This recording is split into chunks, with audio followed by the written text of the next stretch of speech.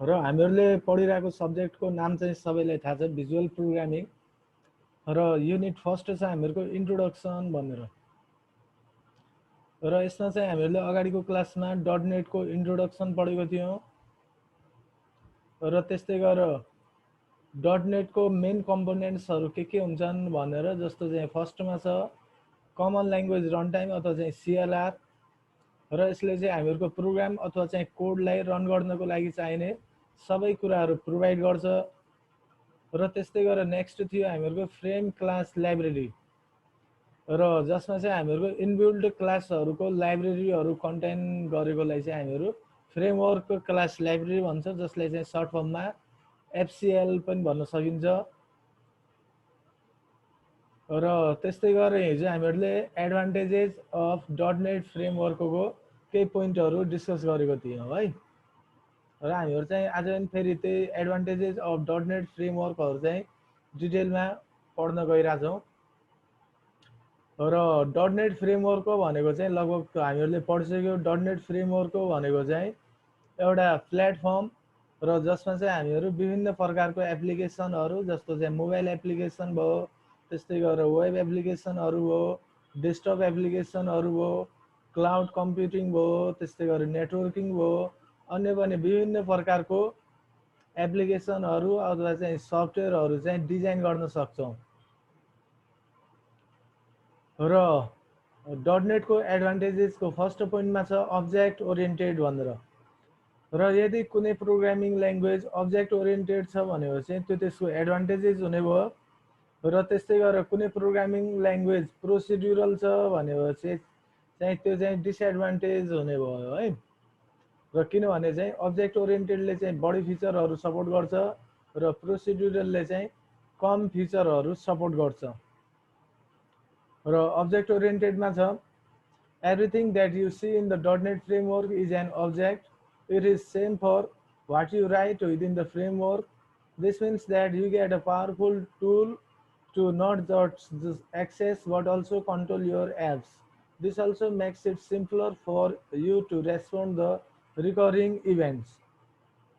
र हामीहरूको dot net framework अथवा चाहिँ डट नेट फ्रेमवर्कमा युज हुने प्रोग्रामिङ ल्याङ्ग्वेजहरू जस्तो चाहिँ भिजुअल बेसिक हुन्छ, सी शार्प, एफ शार्प, र त्यस्तै गरेर अन्य प्रोग्रामिङ ल्याङ्ग्वेजहरू चाहिँ अब्जेक्ट ओरिएन्टेड हुन्छन्, अथवा चाहिँ तिनीहरूले अब्जेक्ट ओरिएन्टेडले सपोर्ट गर्ने फिचरहरू जस्तो चाहिँ इन्क्याप्सुलेसन भयो, पोलिमोर्फिज्म भयो, क्लास भयो, इनहेरिटेन्स हो, त्यो सबै प्रकारको फिचरहरू चाहिँ सपोर्ट गर्छ।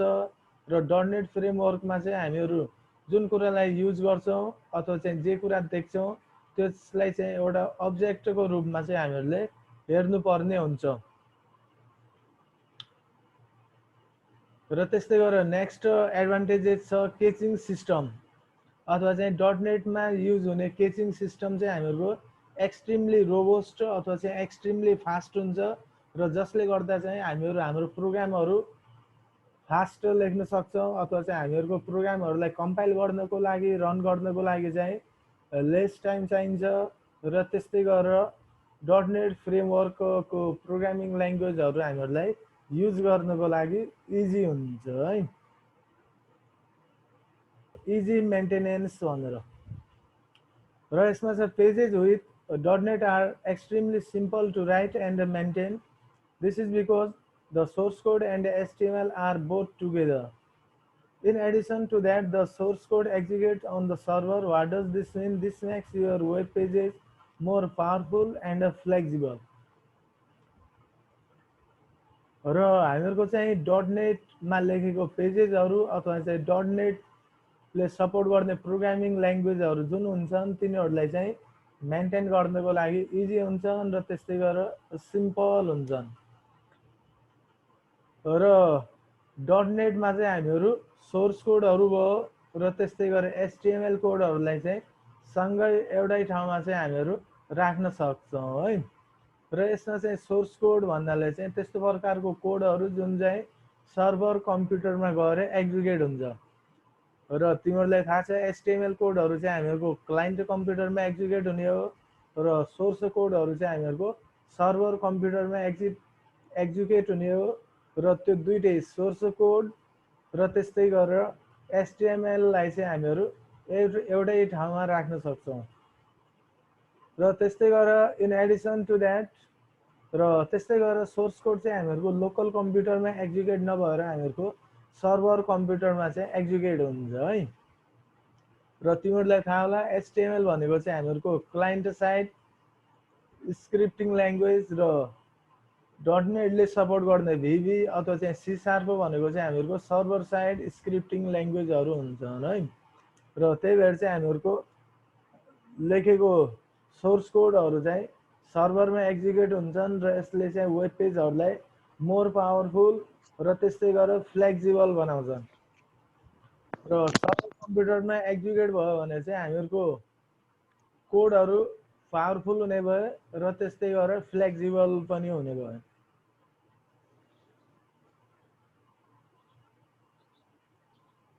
स्लाइडहरू छ र म फेरि स्टार्टिङबाट नगरेको भए फेरि स्टार्टिङबाट एकचोटि स्लाइडहरू प्ले गरिदिन्छु र यिनीहरूको चाहिँ जस्तो यो चाहिँ हामीहरूको अब फर्स्ट यहीँबाट स्टार्ट भइरहेछ है र यो चाहिँ कपीमा पनि नोट्सहरू बनाउने जस्तो यो चाहिँ फर्स्ट स्लाइड भयो तिमीहरूको इन्ट्रोडक्सन भनेर यसलाई जट्ट स्क्रिनसट हान्ने र त्यसपछि खाली टाइममा चाहिँ कपीमा पनि उतार्ने कपीमा लेख्दाखेरि विभिन्न कुराहरू हुन्छ जस्तो तिमीहरूलाई स्पेलिङहरू याद हुन्छ त्यस्तै गरेर रिभिजन हुने है ल जस्तो यसको स्क्रिनसट हाने र त्यस्तै गरेर यो चाहिँ सेकेन्ड स्लाइड हो र यसको पनि स्क्रिनसट हान्ने र कपीमा उतार्ने फेरि नोट है र त्यस्तै गरेर यो चाहिँ थर्ड स्लाइड छ तिमीहरूको यो पनि स्क्रिनसट हानिहाल्ने र त्यस्तै गरेर यो चाहिँ फोर्थ स्लाइड छ र त्यस्तै गरेर यो चाहिँ नेक्स्ट स्लाइड हामीहरूको टाइमलाई पनि लार्ज अमाउन्ट अफ टाइमलाई चाहिँ हामीहरूको सेभ गर्छ जस्तो चाहिँ टाइम इज मनी आजभोलि चाहिँ टाइम इज मनी भनिन्छ है यदि हामीले टाइम बचाउन सक्यो भनेपछि आफ्नो पैसा पनि बचाउन सक्छौँ किनभनेपछि यदि टाइम बच्यो भनेपछि त्यो टाइममा हामीहरू अन्य विभिन्न कामहरू गर्न सक्छौँ जुन कामहरू गरे बापत हामीहरू पैसा कमाउनको लागि पनि कामहरू गर्न सक्छौँ अथवा चाहिँ स्टडीको लागि काम गर्न सक्छौँ अथवा चाहिँ अन्य कामहरू गर्न सक्छौँ त्यही भएर चाहिँ टाइम इज मनी र त्यस्तै गरेर .NET helps you to save a lot of that र .NET मा प्रोग्रामिङ गर्दाखेरि अथवा चाहिँ एप्लिकेसनहरू बिल्ड गर्दाखेरि डेभलप गर्दाखेरि हामीहरू आफ्नो टाइमलाई चाहिँ सेभ गर्न सक्छौँ अथवा चाहिँ बचाउन सक्छौँ The way it is developed, .NET removes a larger part of the coding requirement. र जसरी चाहिँ .NET लाई डेभलप गरेको हुन्छ त्यो डेभलपमेन्टले गर्दा चाहिँ .NET ले large part of the coding रिक्वायरमेन्टलाई चाहिँ रिमुभ गर्छ र यो चाहिँ पछि हामीहरू हेर्छौँ कसरी चाहिँ कोडिङलाई चाहिँ रिमुभ गर्छ भनेर र जस्ट फर इक्जाम्पल जस्तो चाहिँ हामीहरू HTML मा पढ्दाखेरि हामीहरू के गर्छौँ टेक्स्ट बक्स क्रिएट गर्नु छ भनेपछि जस्तो एउटा सिम्पल फर्म भनेको थाहा होला है सबैलाई फर्ममा के हुन्थ्यो हामीहरूको लेबल हुन्थ्यो जस्तो युजर नेम हुने भयो त्यसपछि टेक्स्ट बक्स हुन्थ्यो फेरि पासवर्ड हुन्थ्यो पासवर्डको पछाडि पनि टेक्स्ट बक्स हुन्थ्यो जसमा हामीहरू पासवर्ड इन्टर गर्थ्यौँ र त्यस्तै गरेर त्यसको बिलोमा हामीहरूको हुन्थ्यो लगइन अथवा चाहिँ सबमिट हुन्थ्यो क्यान्सल हुन्थ्यो है र HTML मा के गर्थ्यो हामीहरू त्यो सबै कुराहरूलाई क्रिएट गर्नको लागि जस्तो लेबललाई क्रिएट गर्न टेक्स्ट बक्सलाई क्रिएट गर्न बटनहरूलाई क्रिएट गर्न हामीहरूलाई चाहिँ कोडहरू लेखिराख्नु पर्ने हुन्थ्यो तर .NET मा चाहिँ हामीहरूको ड्र्याग एन्ड ड्रप फिचरहरू हुन्छन् अथवा चाहिँ .NET मा त्यो भित्रै हामीहरूको इनबिल्ट अलरेडी बनाइदिएको लेबलहरू हुन्छन् टेक्स्ट बक्सहरू हुन्छन् त्यस्तै गरेर बटनहरू हुन्छन् खाली हामीहरूले ड्र्याग गर्नुपर्ने हुन्छ र त्यसपछि हामीहरूले चाहेको ठाउँमा चाहिँ ड्रप गर्नुपर्ने हुन्छ र त्यस्तै गरेर अर्को फिचर जस्तो इन्टेलिजेन्स भनेको थाहा छ हैन तिमीहरूलाई जस्तो हामीहरूलाई नोटप्याडमा कोडिङ गर्दाखेरि चाहिँ इन्टेलिजेन्स आउँदैन र सबै कुराहरू एक एक वर्डहरू हामीहरूलाई जे कुरा चाहिने हो सबै कुरा चाहिँ हामीहरूले टाइपिङ गरेर लेख्नुपर्ने हुन्थ्यो तर त्यसको अपोजिट सबलाइन टेक्स्टमा चाहिँ हामीहरूको धेरै कोडहरू इन्टेलिजेन्सले आफै अटो जेनेरेट गरिरहेको हुन्थ्यो र त्यसलाई चाहिँ हामीहरू युज गर्न सक्थ्यौँ हैन र त्यस्तो कुराहरू भएपछि हामीहरूको टाइम सेभ हुने भयो र .NET मा पनि हामीहरूको विभिन्न त्यस्तै प्रकारको फिचरहरू हुन्छन् जसले चाहिँ कोडिङ रिक्वायरमेन्टलाई चाहिँ लेस गराउँछ अथवा चाहिँ हामीहरूले लेस कोडिङ गर्नुपर्ने हुन्छ र that means that the developer save time र त्यो भन्नुको अर्थ चाहिँ डेभलपर्सहरूले आफ्नो टाइम सेभ गर्न सक्छन् and the apps time to the market can be short and considerably. र त्यसले गर्दा चाहिँ जुन चाहिँ एपलाई लन्च गर्ने टाइम हुन्छ हामीहरू चाहिँ आफ्नो कम टाइममा अथवा चाहिँ धेरै छिटो हामीहरू चाहिँ आफ्नो एपहरू अथवा चाहिँ आफ्नो वेबसाइटहरू हामीहरू डिजाइन गरेर मार्केटमा चाहिँ इजिली लन्च गर्न सक्छौँ। र त्यसपछि हामीहरूको नेक्स्ट एडभान्टेजेस छ सिम्प्लिसिटी भनेर। र सिम्प्लिसिटीमा चाहिँ हामीहरूको performing common tasks with .NET is extremely simple and straightforward. Submission of forms is a breeze and so is site configuration, development and client authentication. र .NET मा प्रोग्रामिङ गर्नको लागि चाहिँ हामीहरूलाई सिम्पल हुन्छ है। र अब चाहिँ सिम्पल कसरी हुन्छ भनेपछि पछि चाहिँ तिमीहरू .NET मा प्रोग्रामिङ गर्दै जाँदाखेरि चाहिँ तिमीहरूलाई थाहा हुन्छ यो चाहिँ कसरी सिम्पल रहेछ। जस्तो हामीहरूले PHP मा पनि गरेको थियौँ र PHP भन्दा चाहिँ .NET के कुराहरूमा सिम्पल हुँदै रहेछ भनेर चाहिँ थाहा पाउँछ हामीहरू।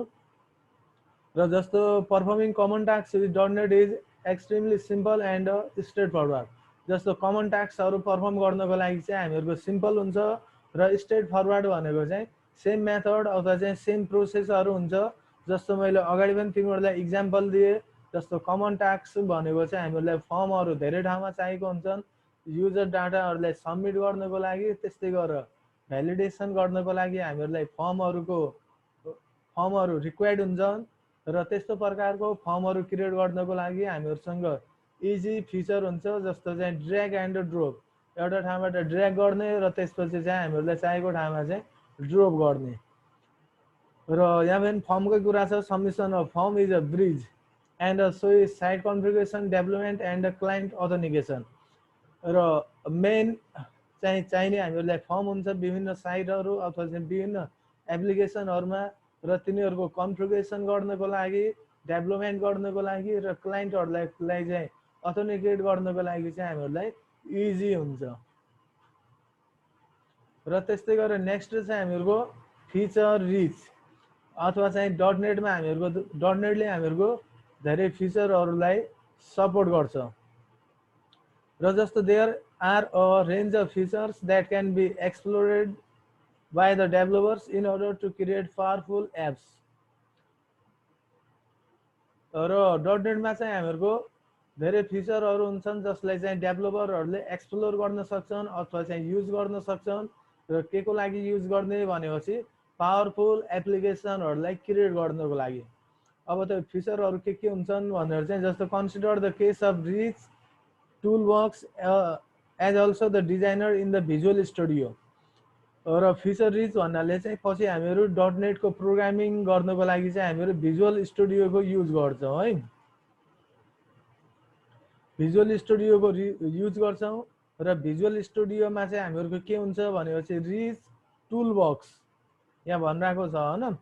भिजुअल स्टुडियोमा चाहिँ हामीहरूको रिच टुल बक्स हुन्छ र यो टुल बक्समा चाहिँ हामीहरूको विभिन्न फिचरहरू हुन्छन् अथवा चाहिँ विभिन्न टुलहरू हुन्छन् जुन टुलहरूलाई युज गरेर हामीहरूले चाहिँ इजिली आफूलाई चाहेको कुराहरू आफूलाई चाहेको ठाउँमा चाहिँ राख्न सक्छौँ। They let you access such feature as automatic development, voicing, editing and drag and drop controls. र यहाँ पनि भनिरहेको छ होइन ड्र्याग एन्ड ड्रोप कन्ट्रोल्स। र ड्र्याग एन्ड ड्रोप कन्ट्रोल्स भन्नाले चाहिँ हामीहरूको विभिन्न टुलहरू हुन्छन् जस्तो चाहिँ टेक्स्ट बक्स भयो, त्यस्तै गरेर लेबल भयो, त्यस्तै गरेर बटनहरू भयो। तिनीहरूलाई चाहिँ हामीहरू इजिली ड्र्याग एन्ड ड्रोप गर्न सक्छौँ है। र जस्तो चाहिँ वाइड स्विङ भनेर र यो भनेको चाहिँ as wide swing pronounce wizzy wig भनिदिने रहेछ है। Wizzy wig editor or program is one that allows a developer to see what the end result will look like. र यो भनेको चाहिँ editor or program wizzy wig editor or program is one यो भनेको चाहिँ एउटा रहेछ which allows a developer to see what the end result will look like. र यसले चाहिँ इन्ड रिजल्ट हामीहरूको कस्तो प्रकारको देखिन्छ अथवा चाहिँ के देखिने हो भनेर where the interface or document being created, जहाँ चाहिँ हामीहरू डकुमेन्ट अथवा चाहिँ इन्टरफेस डिजाइन गर्छौँ र हामीहरूलाई चाहिँ इन्टर रिजल्ट कस्तो होला भनेर चाहिँ जिज्ञासा आउन सक्छ। र विजिविङ भनेको चाहिँ त्यही रहेछ है। विजिविङ, what you see is what you get. A WYSIWYG editor can be contrasted with more traditional editors that require the developer to enter the descriptive code or markup and do not permit an immediate way to see the results of the markup. The first WYSIWYG editor was a word processing program called Brevo, invented by Charlie Xerox. र यो भनेको चाहिँ एउटा editor अथवा चाहिँ एउटा programme जसले चाहिँ हामीहरूलाई के हेल्प गर्छ भनेपछि फाइनल रिजल्ट चाहिँ अथवा चाहिँ हामीहरूले एक्सपेक्ट गरेको रिजल्ट चाहिँ कस्तो होला के देखेला भनेर त्यस्तोको लागि चाहिँ हामीहरूलाई विजिविङ युज हुन्छ है। र त्यो चाहिँ यहाँ चाहिँ हामीहरूको विजिविङ एडिटिङ भनेर विजिविङ एडिटिङ पनि हामीहरूको चाहिँ डटनेटले सपोर्ट गर्छ र त्यस्तै गरेर ड्र्याग एन्ड ड्रप कन्ट्रोलहरु पनि हामीहरूको डटनेट फ्रेमवर्कले चाहिँ सपोर्ट गर्ने भयो है।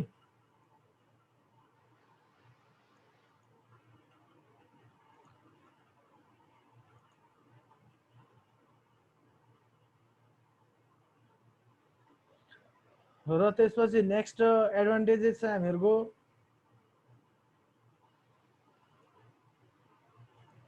कन्सिस्टेन्सी भनेर The management and the monitoring of all the process is performed by the framework.